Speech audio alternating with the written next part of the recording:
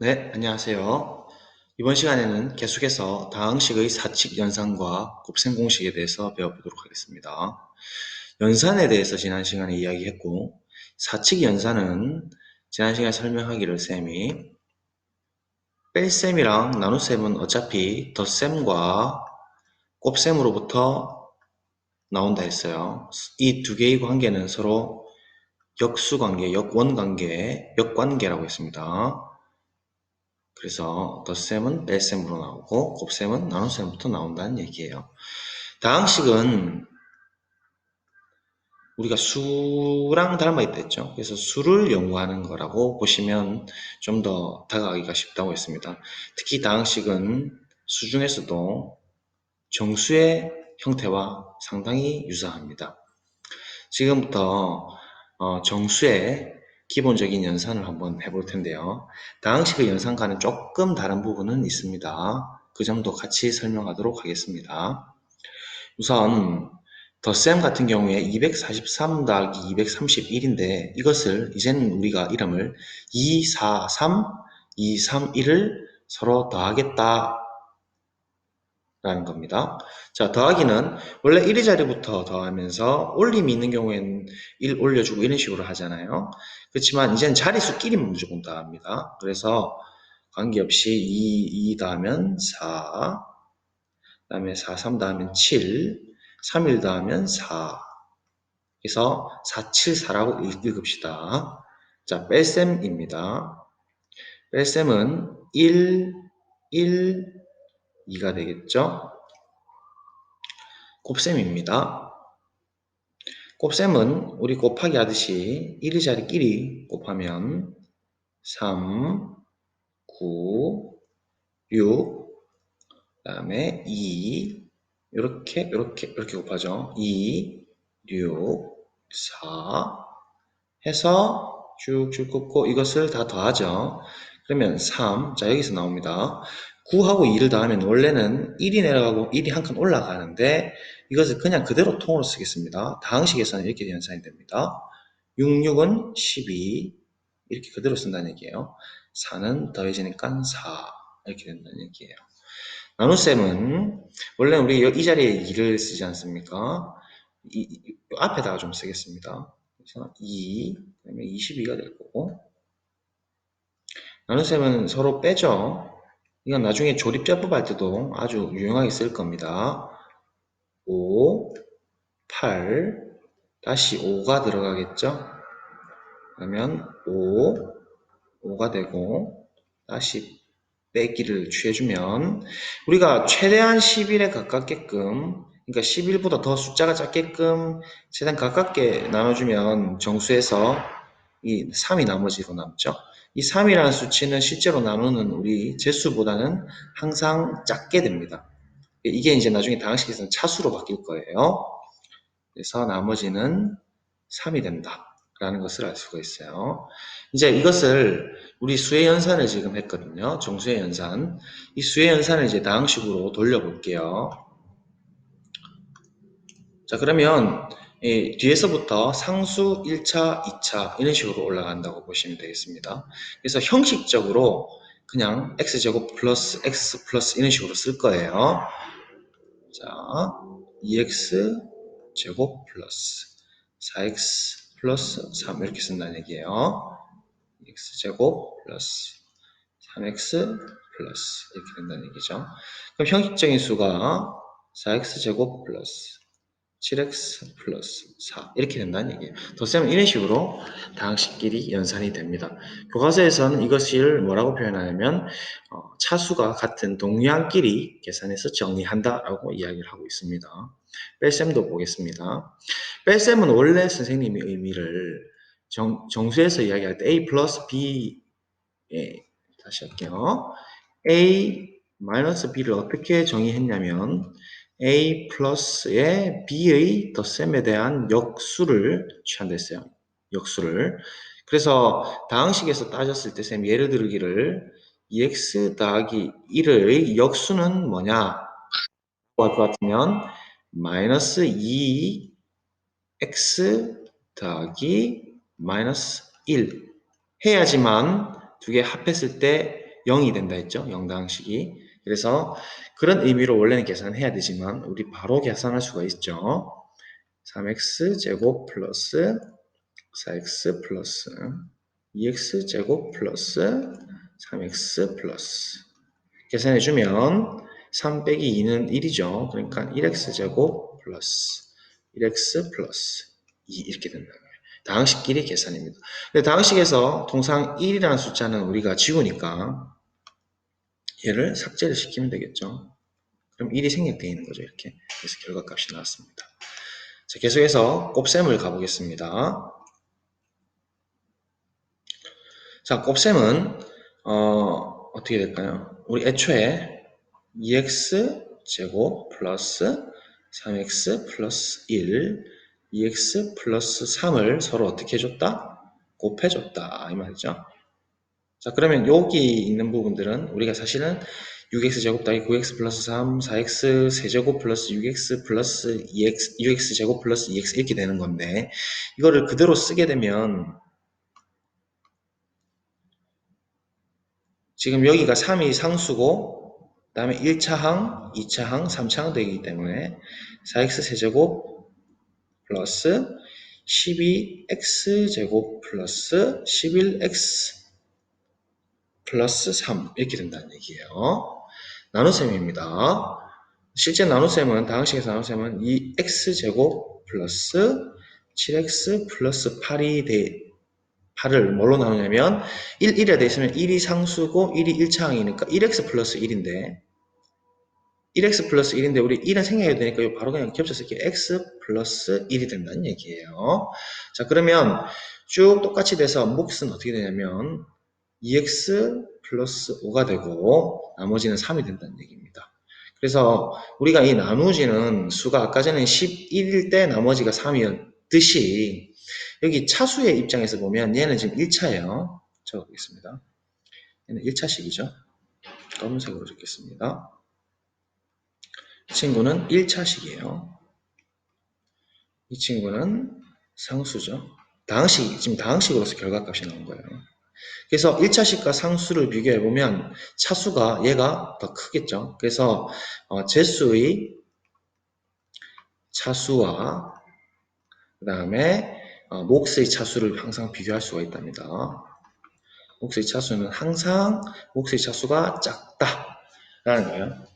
차수 숫자잖아요. 지금 이 경우에는 제수의 차수가 지금은 이 경우에 1이고 몫의 차수는 상수이기 때문에 0차식이라고 볼 수 있습니다. 0이라고 볼 수가 있는 거예요. 그래서 이런 것을 우리가 나눗셈 알고리즘이라고도 합니다. 이건 또 다음에 한 번 더 설명을 좀 하겠고요.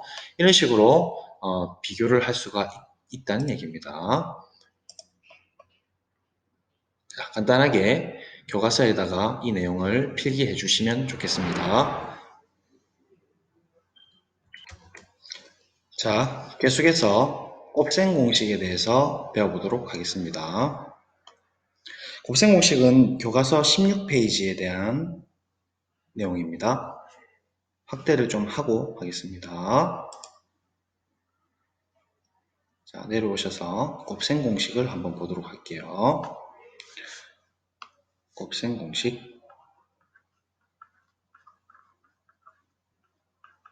이름 그대로 곱셈 공식이 붙었다는 얘기는 이제부터 이걸 암기해야 된다는 얘기예요. 그래서 우리 중학교 때 배웠던 곱셈 공식을 토대로 새로운 곱셈 공식이 나오게 됐습니다.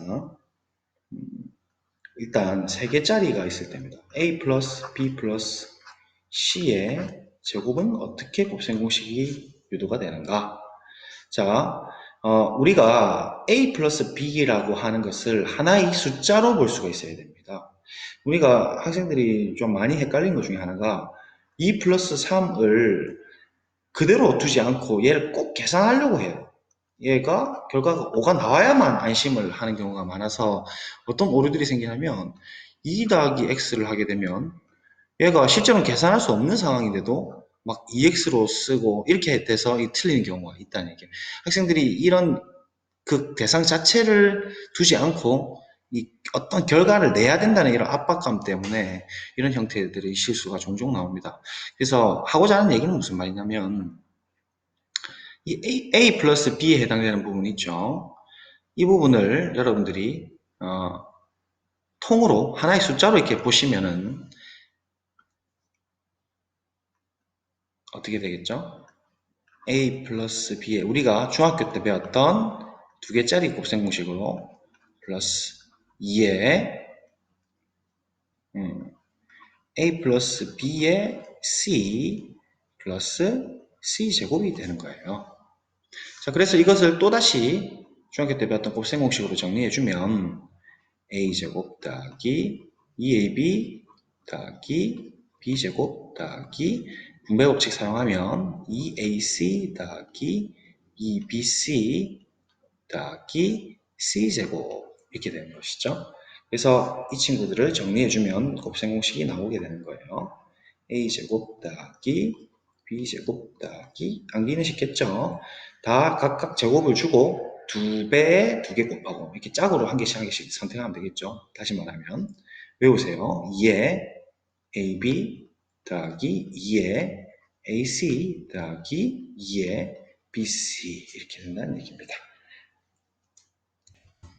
자, 계속해서 이제 세제곱짜리를 해보겠습니다.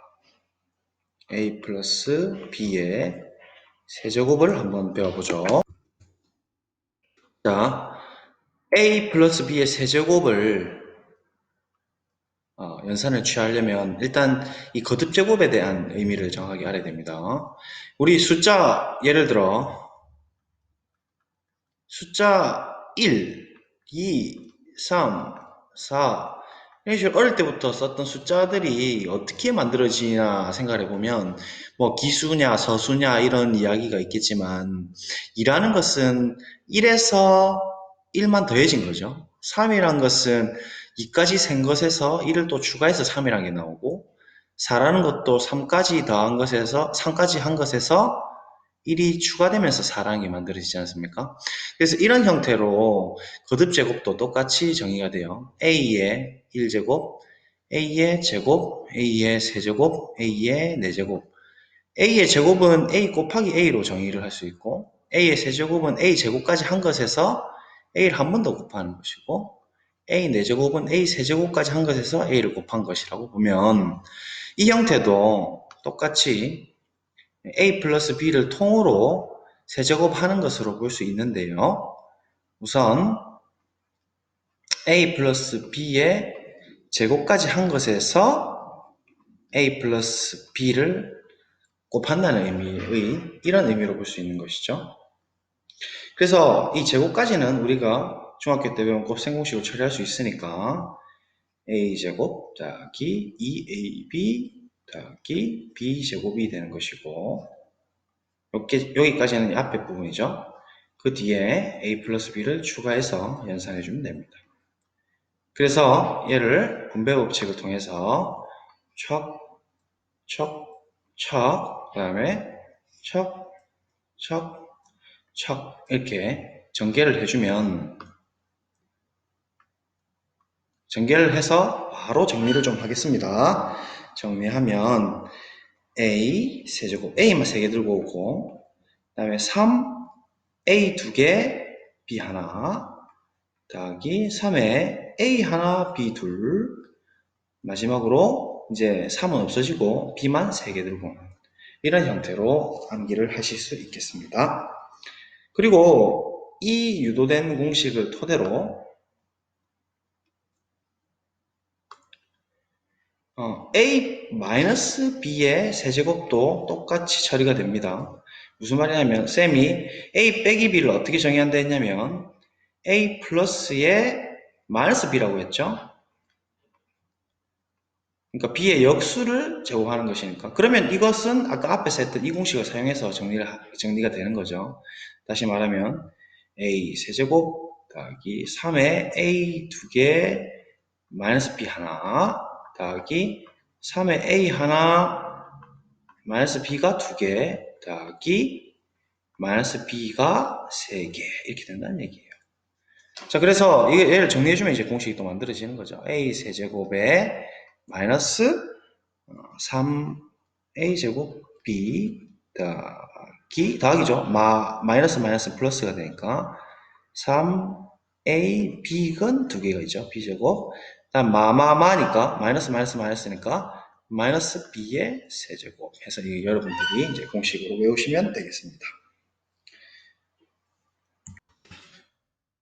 자, 이제 마지막으로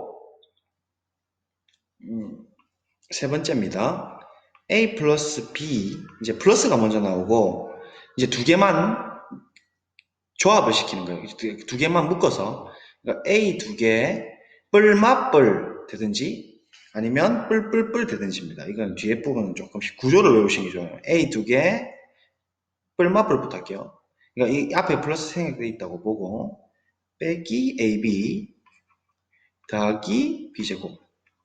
그러니까 AB를 가지고 제곱으로 그러니까 두 개씩 뽑아올 수 있는 모든 경우를 지금 다 나타낸 거예요. 한 개는 A 플러스 B일 때고, 두 번째는, 이번에는 A 마이너스 B를 묶어주고, 뒤에는 뿔뿔뿔로 연결되는 거예요. 그러니까 A 두 개 플러스 AB 플러스 B제곱. 이렇게 되는 형태 두 개의 곱셈공식이 있답니다.